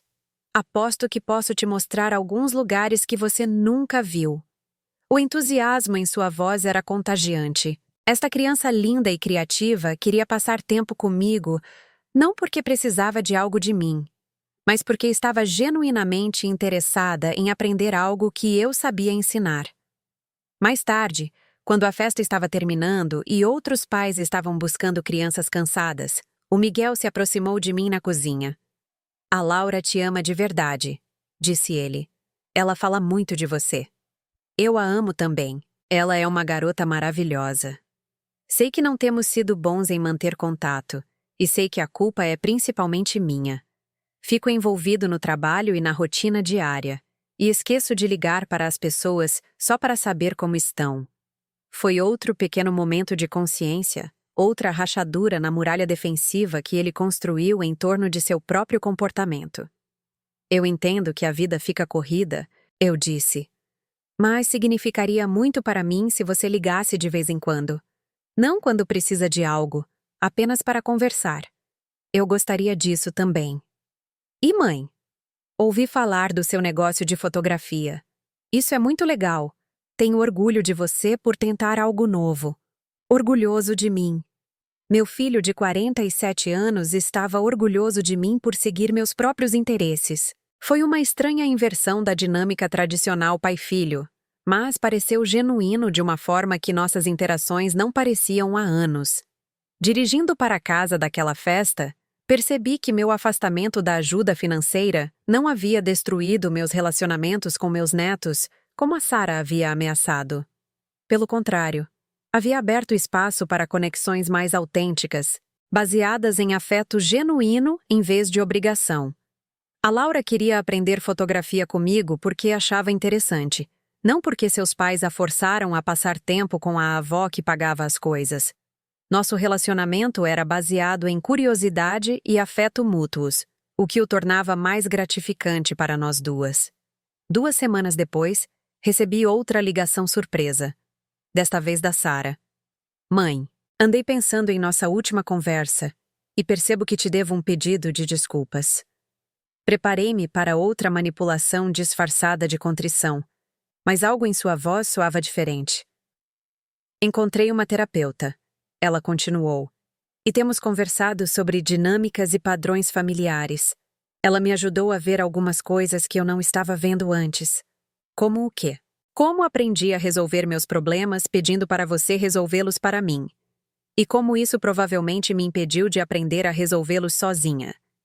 Foi a primeira vez que a ouvi assumir a responsabilidade pelo padrão, em vez de apenas se desculpar pelos meus sentimentos sobre ele. Ela também me ajudou a entender que pedir para você hipotecar seu apartamento para meus custos de mudança foi completamente inadequado. Eu estava em modo de crise e não pensando com clareza. Mas isso não é desculpa. Esperei, sem saber como responder a essa inesperada responsabilização. Eu lidei com minha situação de moradia sozinha, como você disse que eu podia. Não foi fácil, mas também não foi tão impossível quanto eu pensava. Encontrei colegas de quarto, arrumei um emprego de fim de semana e me mudei para um bairro mais acessível. Na verdade, estou mais feliz com minha situação de moradia agora do que antes. Fico feliz que tenha dado certo. A questão é que percebi que toda vez que você resolvia um problema para mim, me impedia de descobrir que eu mesma podia resolvê-lo. Eu achava que precisava de você porque você sempre me resgatava. Mas o que eu realmente precisava era aprender que não precisava de resgate. Esse nível de percepção era completamente inesperado da filha que me acusou de dano cerebral por estabelecer limites financeiros. Sua terapeuta parece muito sábia. Ela é. Ela também me ajudou a entender outra coisa. Nunca aprendi a ter um relacionamento normal com você, porque nosso relacionamento sempre foi sobre eu precisar de coisas e você fornecê-las. Eu não sei como ser apenas sua filha sem pedir algo. A honestidade foi surpreendente e revigorante. Mas eu gostaria de aprender, se você estiver disposta a me ensinar. Gostaria de tentar ter um relacionamento baseado em realmente nos importarmos uma com a outra, em vez de apenas transações financeiras. Senti um palpitar da velha esperança, mas desta vez foi temperada com cautela. Como seria isso? Perguntei. Não sei exatamente. Talvez pudéssemos começar comigo te ligando uma vez por semana só para saber como você está. Não para pedir nada, apenas para conversar. E talvez eu pudesse te visitar às vezes sem que houvesse uma ocasião ou uma crise. Eu gostaria disso. E talvez você pudesse me contar sobre seu negócio de fotografia. Vi algumas das suas fotos no Facebook da Dona Sônia e são muito bonitas. Eu não tinha ideia de que você era tão artística. A Dona Sônia colocou minhas fotos no Facebook. A ideia me fez sorrir. Eu adoraria te mostrar meu trabalho. Ótimo! Você está livre para almoçar neste fim de semana? Eu pago. E sem outra agenda além de passarmos um tempo juntas. Fizemos planos para nos encontrar em um pequeno restaurante na Muca, o lugar português onde a Maria e eu tomávamos nosso café de terça-feira. Pareceu simbolicamente apropriado. Apresentar minha filha a um espaço que representava minha nova vida independente. O almoço foi melhor do que eu ousara esperar. A Sara fez perguntas sobre minha fotografia, me contou sobre seu trabalho e sua terapia e pareceu genuinamente interessada em minhas respostas. Por 2 horas, conversamos como 2 adultas que gostavam da companhia uma da outra, em vez de como uma mãe e uma filha presas em padrões disfuncionais. Ela não pediu dinheiro uma única vez. Quando nos abraçamos para nos despedir do lado de fora do restaurante, foi diferente dos abraços superficiais que trocamos por anos. Havia calor nele, e atenção, e o que pareceu ser afeto genuíno. Eu te amo, mãe, disse ela. E desculpe por ter demorado tanto para descobrir como demonstrar isso. Andando para casa depois daquele almoço, refleti sobre a estranha jornada que me trouxe a este momento. Ser atropelada por aquele carro foi traumático e doloroso, mas também quebrou algo em mim que precisava ser quebrado. Minha aceitação de maus tratos disfarçados de obrigação familiar. Os meses de recuperação me deram tempo para examinar meus relacionamentos sem a distração da gestão constante de crises. Os limites financeiros que estabeleci forçaram meus filhos a confrontar suas próprias capacidades em vez de depender do meu resgate constante. E o espaço que criei ao me afastar do meu papel de resolvedora de problemas perpétua permitiu que diferentes tipos de relacionamentos surgissem. A Sara estava aprendendo a ser uma filha em vez de apenas uma receptora de serviços maternos. O Miguel estava aprendendo a me ver como uma pessoa com meus próprios interesses, em vez de apenas um recurso para as necessidades de sua família. A Laura estava me conhecendo como um indivíduo com habilidades para ensinar, em vez de apenas a avó que aparecia com presentes de aniversário. Eu estava me tornando uma pessoa em vez de apenas uma função. A transformação não estava completa, e eu sabia que ainda haveria desafios pela frente. Padrões antigos não desaparecem da noite para o dia, e a tentação de voltar ao modo de cuidadora sempre estaria lá. Mas eu havia aprendido algo inestimável. Eu valia a pena ser cuidada, protegida, investida. Minhas necessidades importavam tanto quanto as de qualquer outra pessoa. Meus sonhos mereciam ser financiados tanto quanto as crises de outras pessoas. 1 ano após o acidente, eu estava sentada na minha padaria favorita com a Maria, mostrando a ela fotos do meu último projeto, uma série de retratos de imigrantes idosos em nosso bairro, quando meu telefone tocou. Era a Sara, ligando para nossa conversa semanal. Oi, mãe, como foi seu dia? Bom, Terminei o projeto de retratos da família Vasques e tomei um café com a Maria. Como foi o seu dia? Ocupado, mas bom. Ajudei minha colega de quarto a mover alguns móveis e, na verdade, cozinhei o jantar em vez de pedir comida. Pequenas vitórias, certo? Conversamos por 20 minutos sobre coisas comuns. Trabalho, tempo, um livro que ela estava lendo, um documentário que eu assisti. Era o tipo de conversa que eu ansiava durante todos aqueles anos, em que cada telefonema era um pedido ou uma emergência. Ah, antes que eu me esqueça, disse a Sara. A escola da Laura vai ter uma exposição de fotografia no próximo mês, e ela inscreveu algumas das fotos que você a ajudou a tirar. Ela está muito orgulhosa delas. Você gostaria de vir à abertura? Eu adoraria. Ótimo. E mãe, sei que já disse isso antes, mas sou muito grata por tudo que você fez por mim ao longo dos anos. Não apenas as coisas de dinheiro, mas tudo.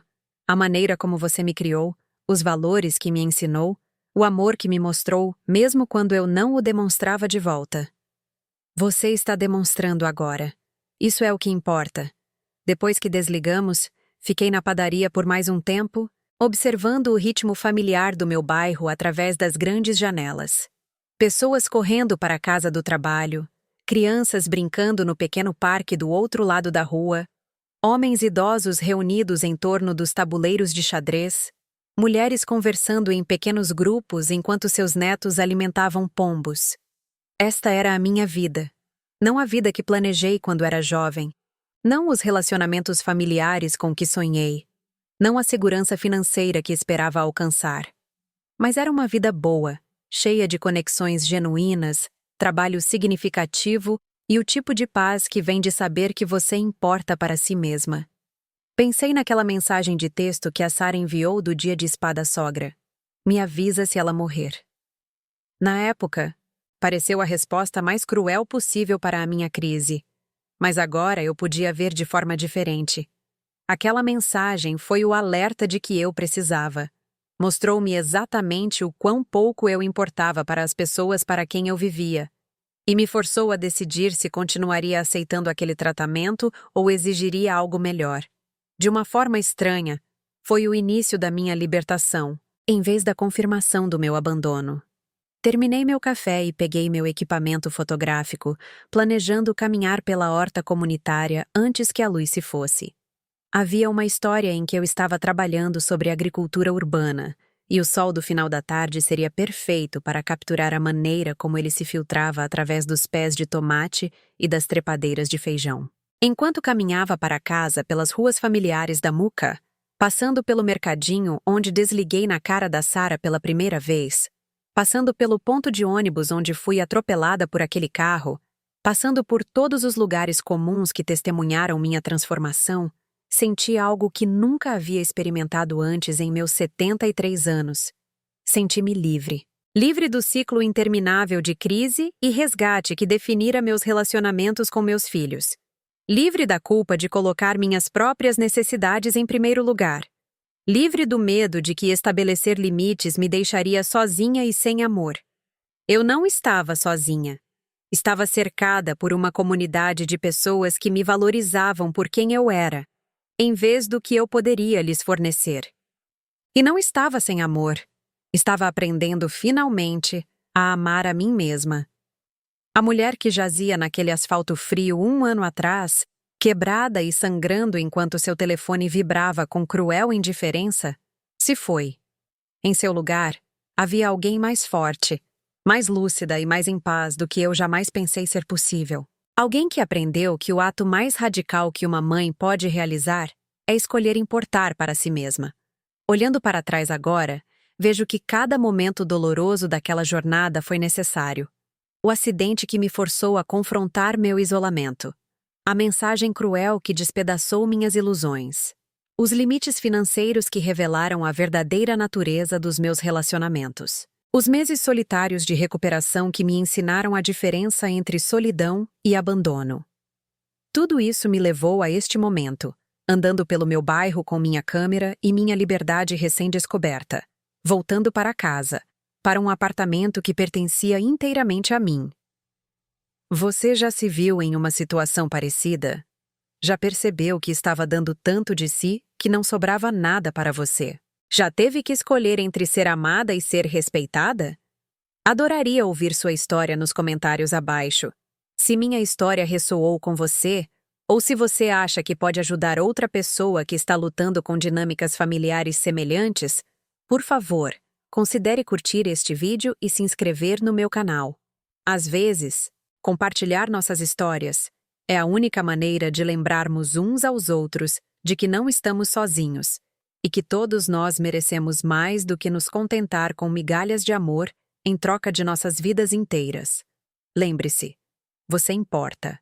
Suas necessidades importam. Seus sonhos importam.